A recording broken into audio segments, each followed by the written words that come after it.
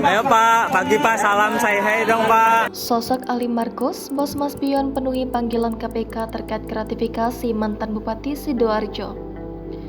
Direktur Utama PT Indal Aluminium Industri atau Bos Mas Pion Group, Ali Markus memenuhi panggilan tim penyidik Komisi Pemberantasan Korupsi pada Rabu 24 Mei.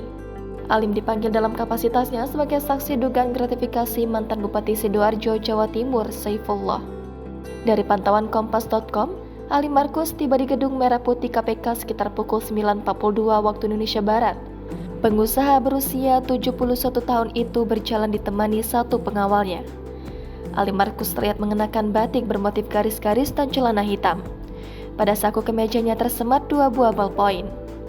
Saat berjalan menuju lobi gedung KPK, Alim tidak merespon satupun pertanyaan wartawan terkait pemeriksaannya pada hari ini.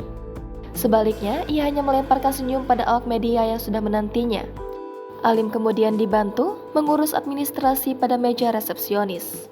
Setelah itu, ia duduk di sofa pada lobi gedung Merah Putih KPK menunggu panggilan dari tim penyidik. Berdasarkan informasi, pengusaha PT Indal Aluminium Industri merupakan pimpinan kelompok usaha atau grup Mas Pion, salah satu perusahaan produsen perkakas ternama. Ali Markus disebut duduk sebagai Direktur Utama PT Mas Pion, PT Alumindo, Like Metal Industri, PT Bumi Mas Pion, Komisaris Utama PT Indal Steel Pipe, PT Mas Pion Energy, Mitra Tama, dan PT Mas Pion Industrial Estate. Ia juga cukup familiar sebagai sosok yang mempopulerkan tagline "Cintailah produk-produk Indonesia".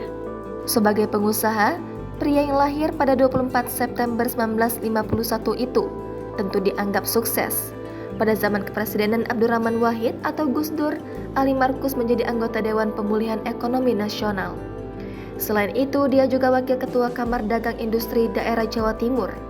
Pada masa kepresidenan Susilo Bambang Yudhoyono, Ali Markus termasuk salah satu pengusaha yang ditarik masuk ke kubu SBY ketika maju sebagai calon presiden bersama Budiono.